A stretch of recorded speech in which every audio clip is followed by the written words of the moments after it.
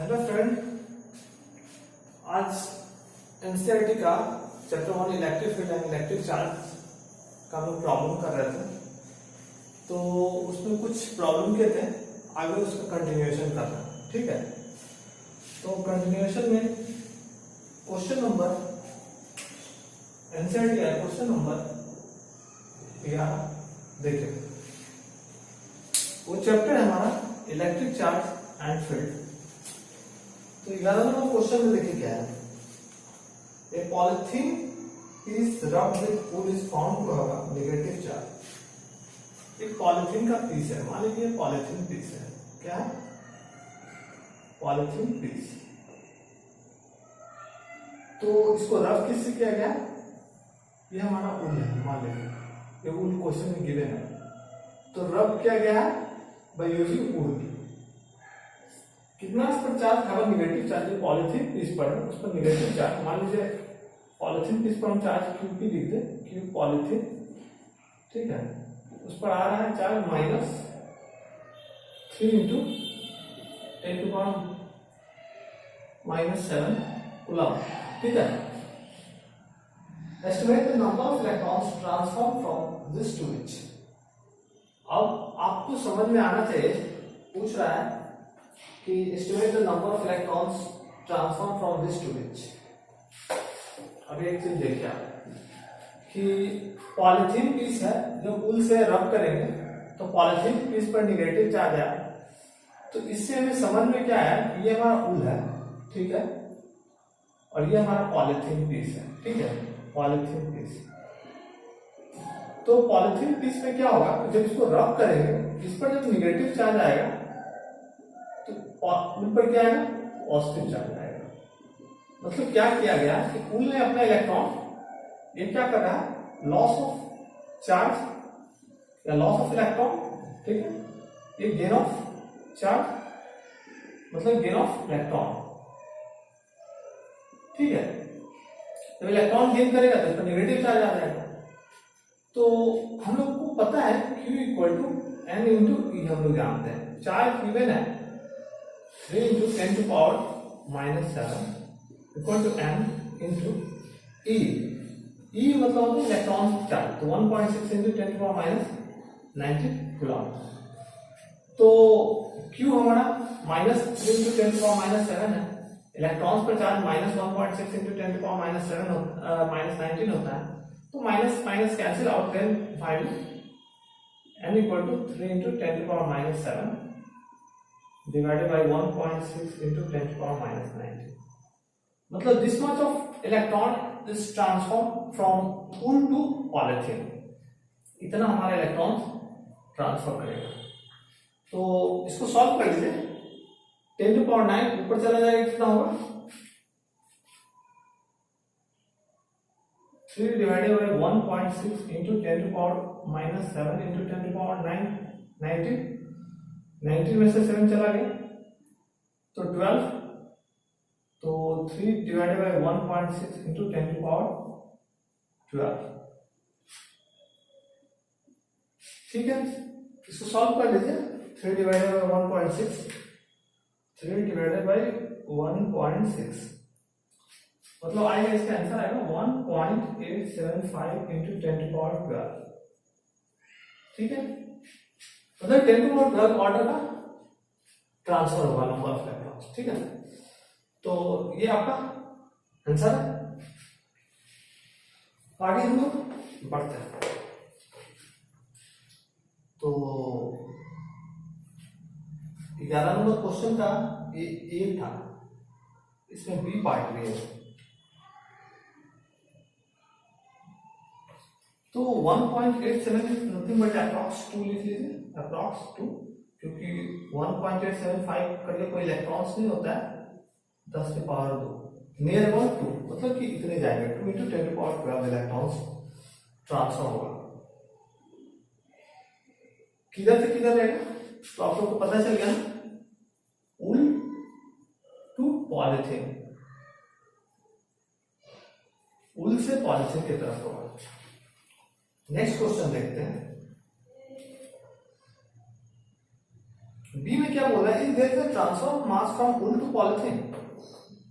आप बता सकते हैं क्या हमारे नंबर ऑफ इलेक्ट्रॉन जो ट्रांसफर हुए हैं वुल टू पॉलिथीन, तो चार्ज ट्रांसफर हुए, क्या मास ट्रांसफर हुआ होगा?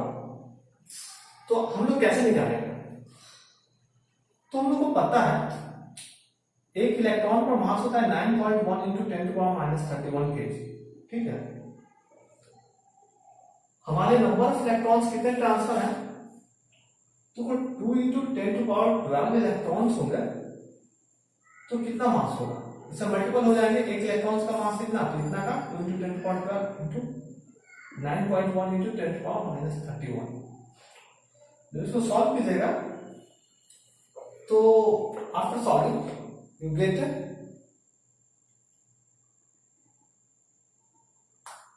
after solving you get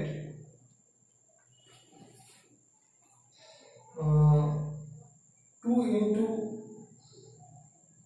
10⁻−18 kg, ठीक है। हमारे ट्रांसफर होंगे, मास ट्रांसफर बिल्कुल होगा हमारा। तो मास ट्रांसफर हमारा कितना हो गया? मास ट्रांसफर हमारा कितना हो गया? This much of the mass is transfer from where? Wool to polythene, क्योंकि वुल से पॉलिथीन में इतना नंबर ऑफ इलेक्ट्रॉन्स गया है, वुल से पॉलिथीन में that much of electrons transfer, then 1 electrons have mass this much, तो how much mass of that electrons? 2 into 10 को मल्टीप्लाई कर देंगे, after that you get this much of the mass is transformed from wool to polythene. This is very negligible, you can say very negligible, लेकिन आपको कोई बोले कि mass transfer हुआ? बिल्कुल हुआ है। Yes, answer is yes. आगे बढ़ते हैं, नोट डाउन कर लीजिए इसे।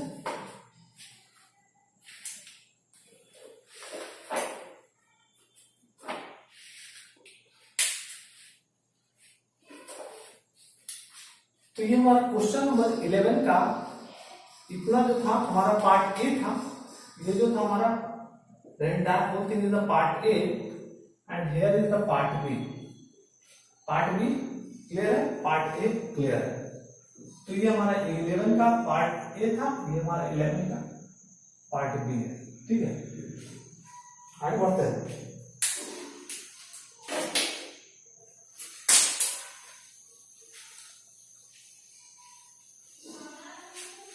अभी एक बहुत ही इंटरेस्टिंग क्वेश्चन आने वाला है class 12 number question, that is very important and interesting. आप लोग पढ़ते रहिए, क्वेश्चन लगाते रहिए।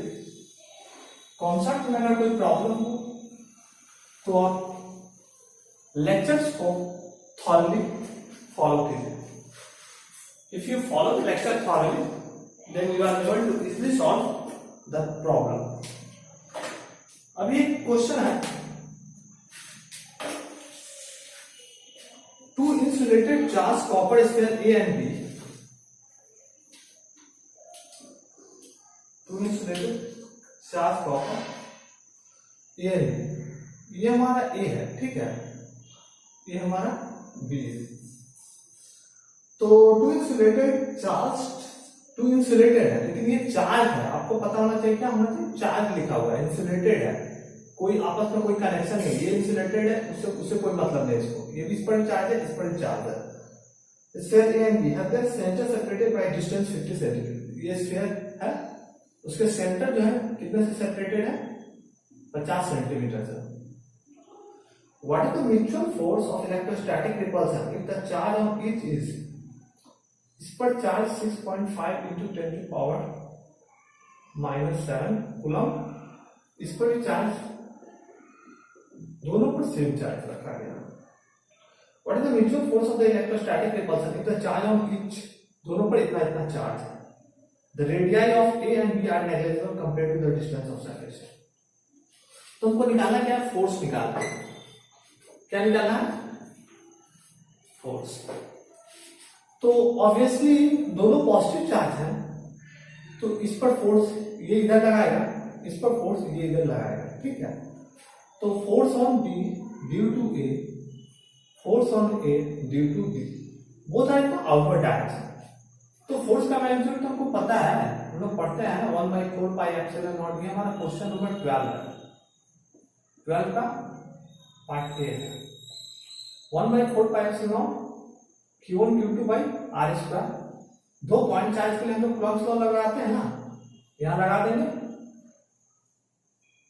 यहां पर चार्ज Q1 6.5 इंटू 10⁻⁻7 है, Q2 6.5 इंटू 10⁻⁻7 है।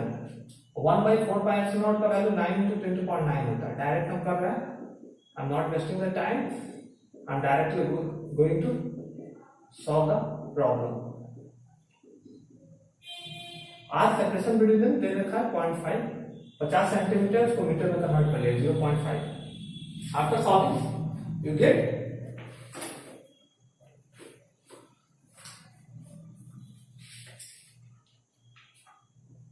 1.5 to 10⁻². 1.5 after solving you get 1.5 into 10⁻² Newton. This much of the force is acting outward. बाहर की तरफ फोर्स लगेगा।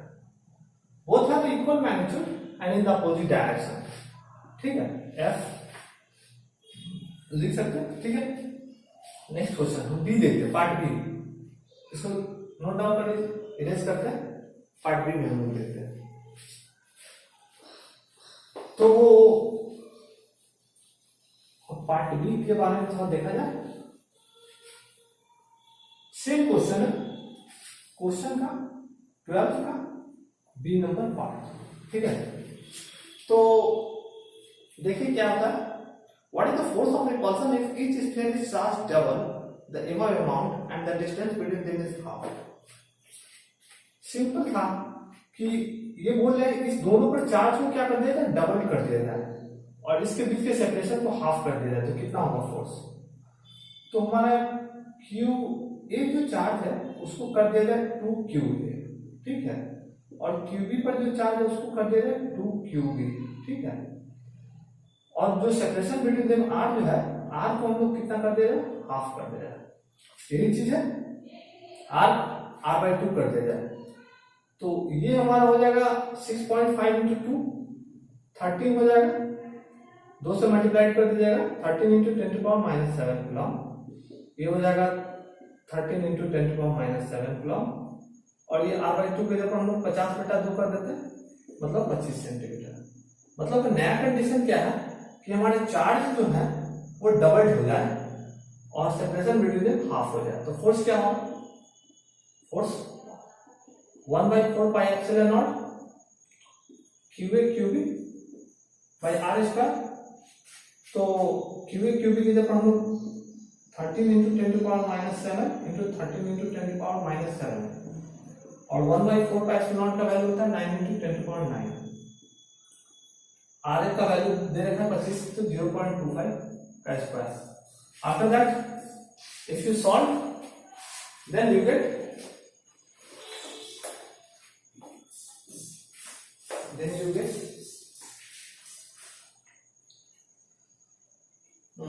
0.24 newton. After that solving 0.024 newton, इतना हमारा फोर्स एक्ट करेगा। ठीक है, नोट डाउन कर लीजिए, फिर हम लोग आगे चलते हैं। समय को वेस्ट नहीं किया जा सकता है, आगे बढ़ते हैं क्योंकि कम टाइम में ज्यादा से ज्यादा क्वेश्चन सॉल्व हो। दैट्स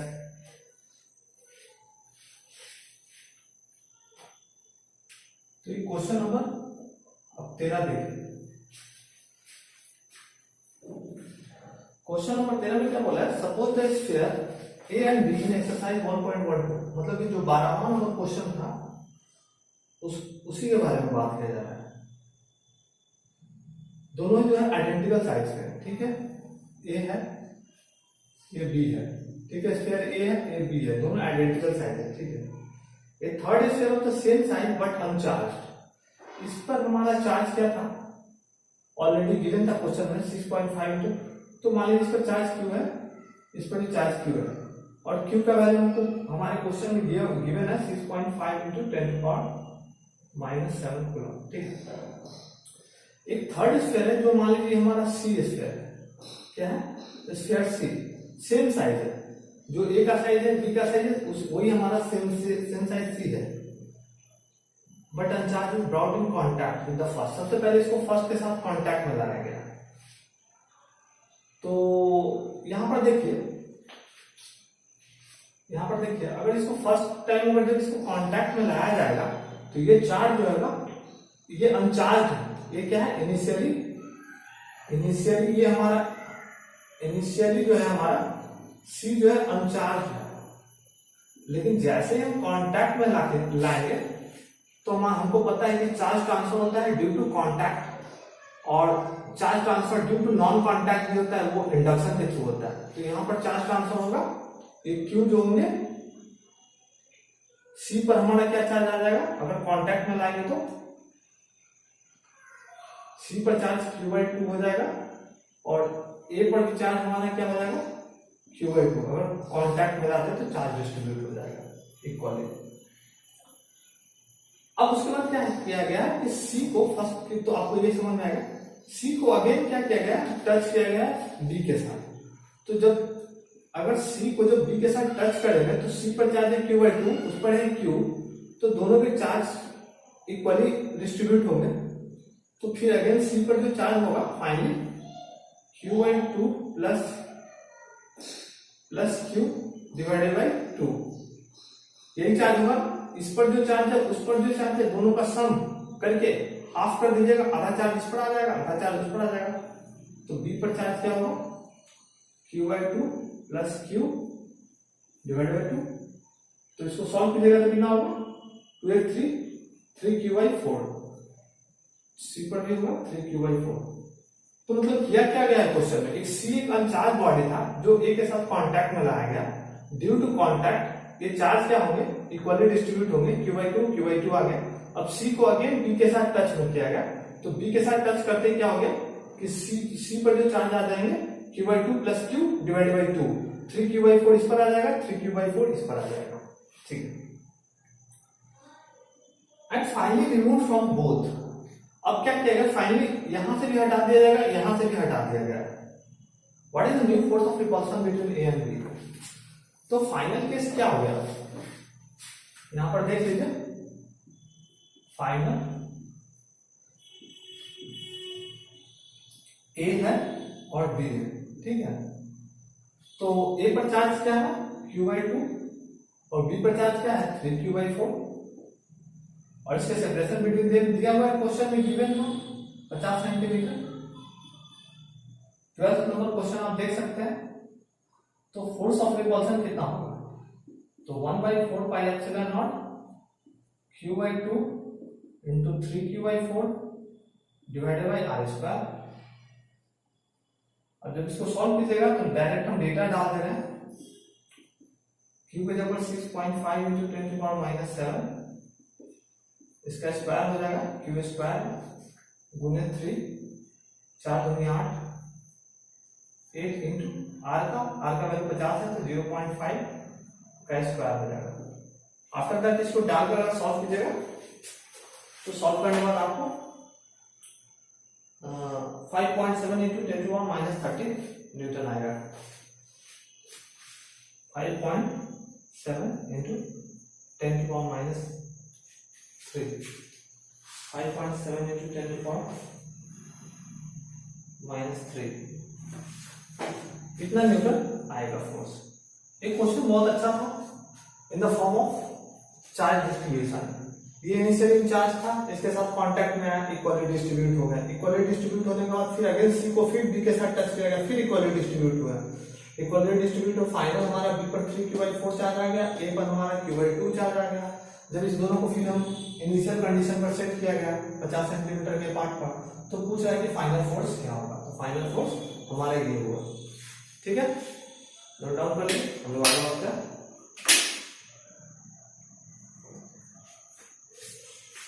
ये क्वेश्चन नंबर 13।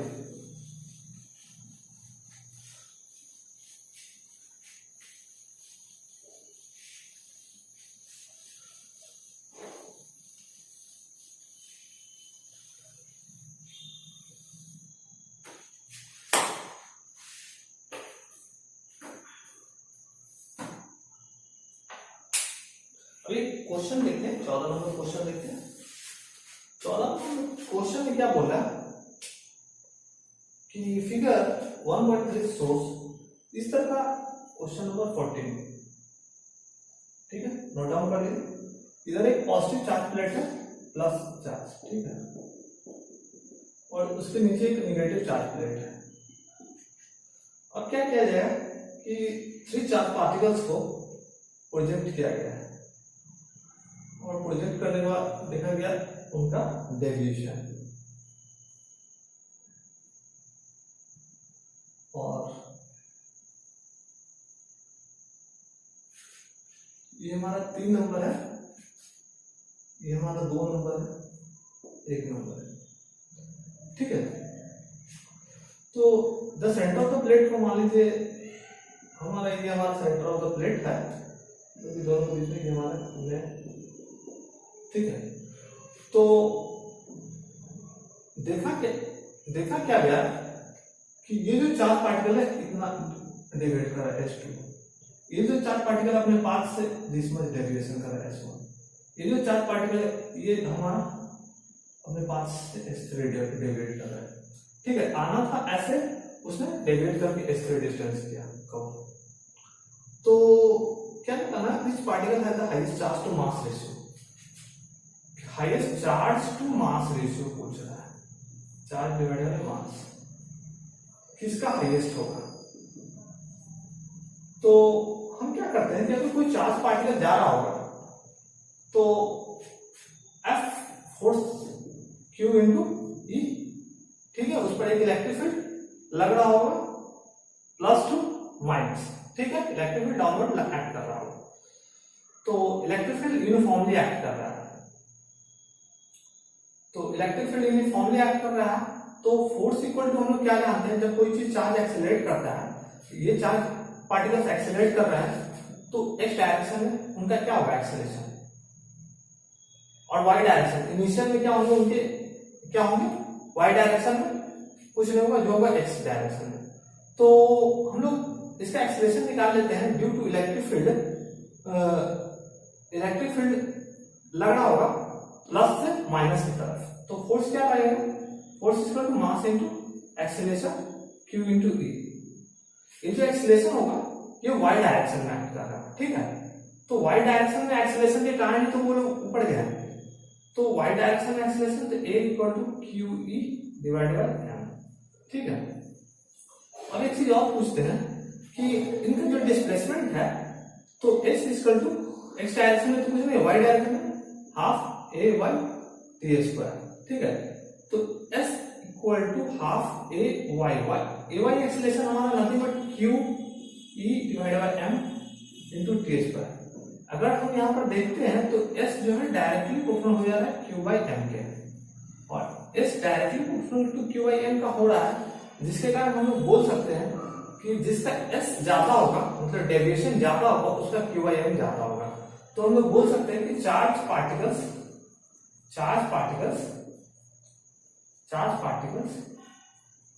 3 जो है उसका Q by M जो है वो हाईएस्ट है, क्या है हाईएस्ट है, ठीक है,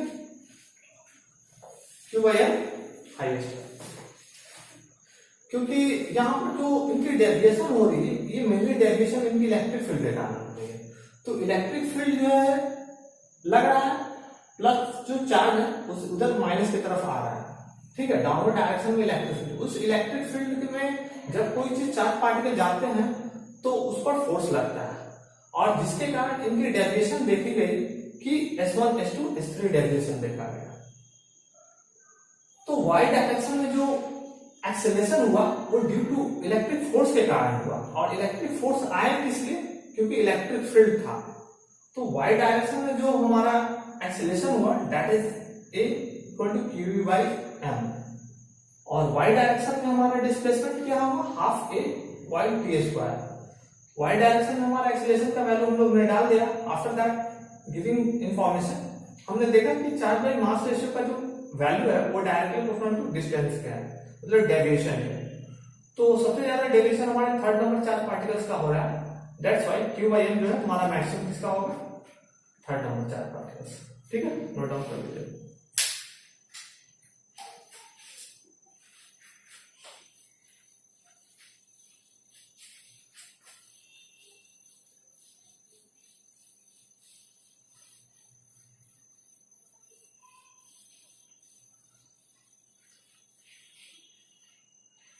अभी हम लोग 15 नंबर क्वेश्चन देखते हैं।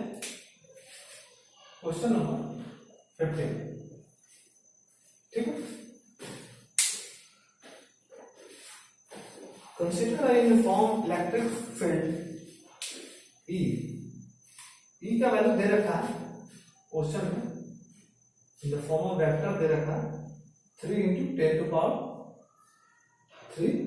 I cap Newton per coulomb.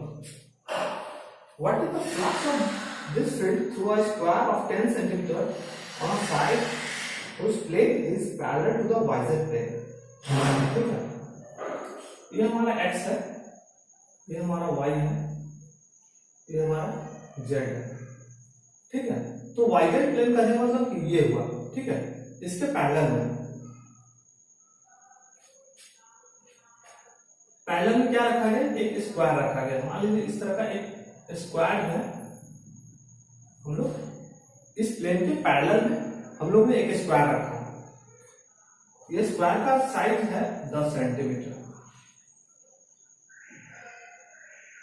तो पूछ क्या रहा है, व्हाट इज द फ्लक्स, इससे फ्लक्स बताइए कितना होगा। तो फ्लक्स इज नथिंग बट हम लोग को पता है E vector dot delta S vector हम लोग पता है।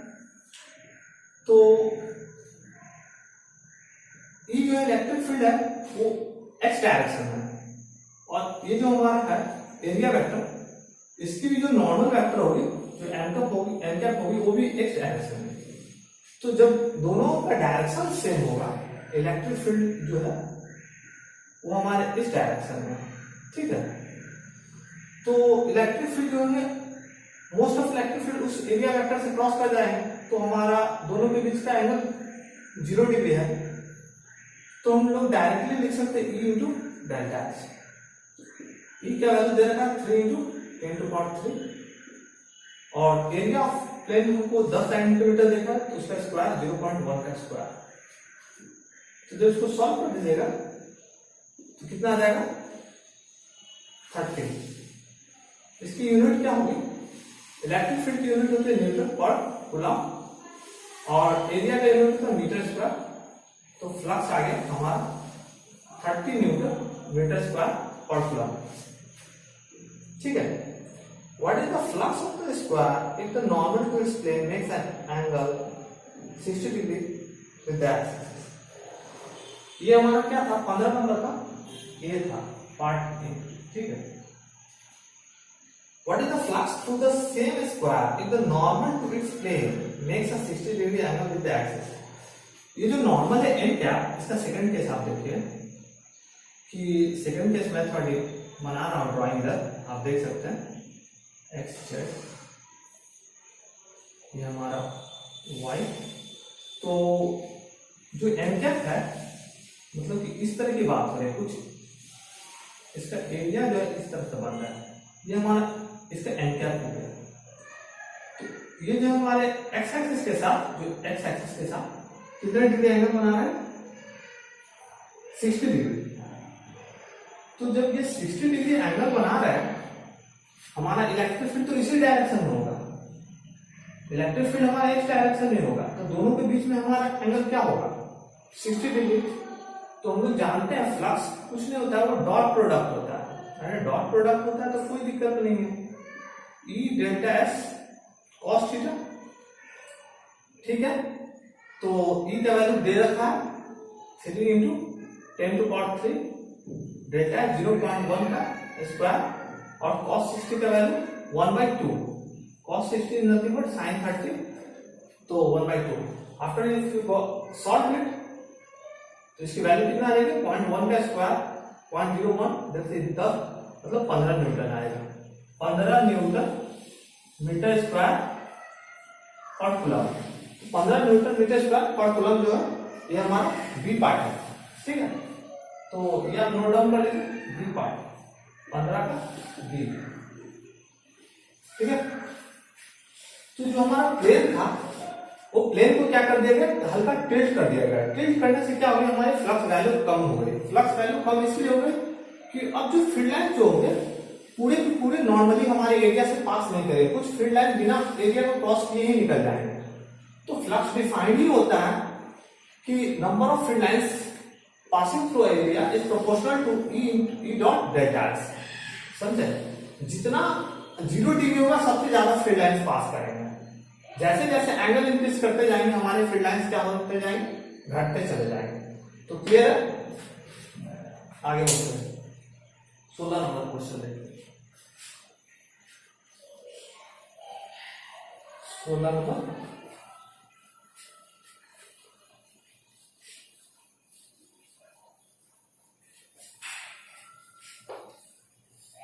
तो क्वेश्चन नंबर 16 देखिए।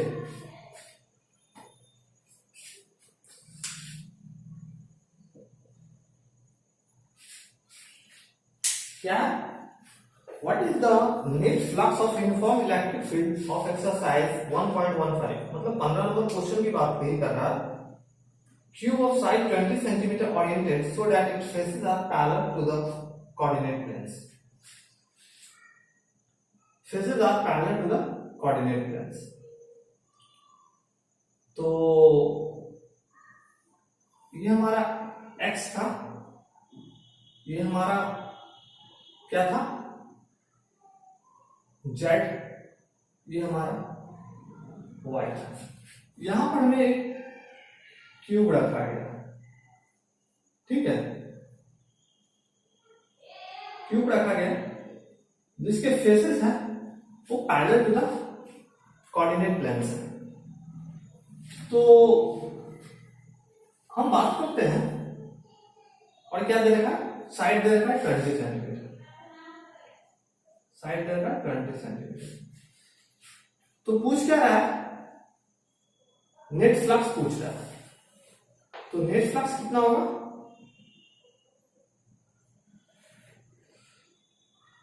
नेट फ्लक्स जो होगा, मान लीजिए जितना फील्ड लाइंस यहां एंटर कर रहा है सेम फील्ड लाइंस एग्जिट कर रहा है, ठीक है। तो number of field lines entering in this plane is living in another plane.